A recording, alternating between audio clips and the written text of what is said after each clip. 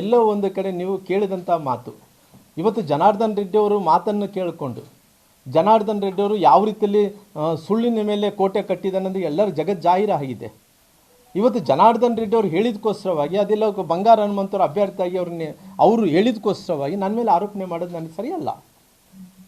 ಈ ರೀತಿ ಯಾರೋ ಹೇಳಿದಂಥ ಮಾತು ಕೇಳ್ತೀನಿ ಅಂದ್ರೆ ನೀನು ನನ್ನ ಮೇಲೆ ಆರೋಪಣೆ ಮಾಡೋಂಥ ಟೈಮಲ್ಲಿ ರಾಮ್ಲು ಏನು ಅಂತೇಳಿ ಅವ್ರು ತಿಳ್ಕೊಬೇಕಾಯ್ತು.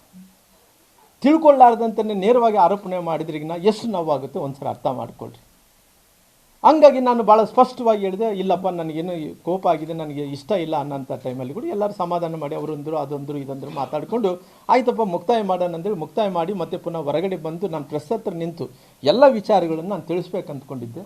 ಆವಾಗ CT ರವಿಯವರು ರಾಜ್ಯಾಧ್ಯಕ್ಷ ಬಂದು ರಾಮ್ಲು ನಮ್ಮ ಕೋರ್ ಕಮಿಟಿ ವಿಚಾರ ಎಲ್ಲಿ ಕೂಡ ಹೊರಗಡೆ ನನಗೆ ಕೂಡ ಮಾತಾಡಬಾರ್ದು ಅಂದ್ಕೊಂಡಿದ್ದೆ ಸರ್, ಅದ್ರ ಕೂಡ ನಾವು ಮಾತಾಡಬಾರ್ದು ಅಂದ್ಕೊಂಡಿದ್ದೆ, ನಾನು ಮಾತಾಡ್ಬೇಕು ಅಂದ್ಕೊತಾ ಇದ್ದೀನಿ ಅಂದರೆ ಬ್ಯಾಡ ರಾಮ್ಲಿ ಈ ವಿಚಾರ ಮಾತಾಡಬೇಡ್ರು ಅಂತೇಳಿ ಅವ್ರು ಹೇಳಿದ ತಕ್ಷಣವೇ ಪುನಃ ನಾನು ವಾಪಸ್ ಹೋಗ್ಬಿಟ್ಟೆ.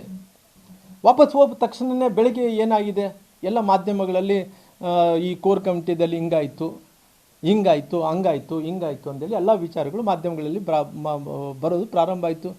ಪ್ರಾರಂಭ ಆದಂಥ ಟೈಮಲ್ಲಿ ನಾನು ಭಾಳ ಸ್ಪಷ್ಟವಾಗಿ ಹೇಳಿದೆ. ಇವತ್ತು ನಾನು ಅಕಸ್ಮಿತವಾಗಿ ಅಲ್ಲಿ ಪ್ರಾರಂಭ ಆದಂಥ ಟೈಮಲ್ಲಿ ರಾಮ್ಲವ್ರು ಏನು ಹೇಳಿಲ್ಲ ಅಂತ ಹೇಳಿದ್ರೆ ನಾನು ತಪ್ಪಿತಸ್ಥನಾಗ್ಬಿಡ್ತೀನಿ.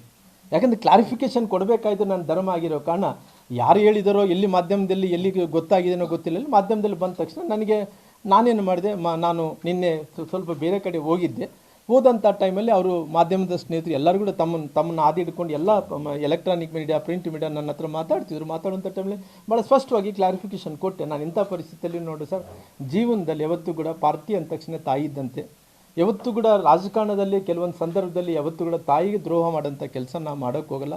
ಯಾವತ್ತಿದ್ರೂ ಕೂಡ ನೇರವಾಗಿ ಮಾಡ್ತೀವಿ ಅಂದರೆ ಮಾಡ್ತೀವಿ, ಮಾಡಲ್ಲ ಅಂದರೆ ಮಾಡಲ್ಲ, ನೇರವಾಗಿ ಹೇಳ್ತೀವಿ. ಯಾವತ್ತೂ ಕೂಡ ನನಗೆ ಭಾಳಷ್ಟು ಮಂದಿ ಕೇಳಿದಂಥ ಟೈಮಲ್ಲಿ ಕೂಡ ಆ ಕಲ್ಚರ್ ಅನ್ನೋಂಥದ್ದು ನಮ್ಮ ಯಾರು ಹಿರಿಯರು ನಮಗೆ ಹೇಳ್ಕೊಟ್ಟಿಲ್ಲ.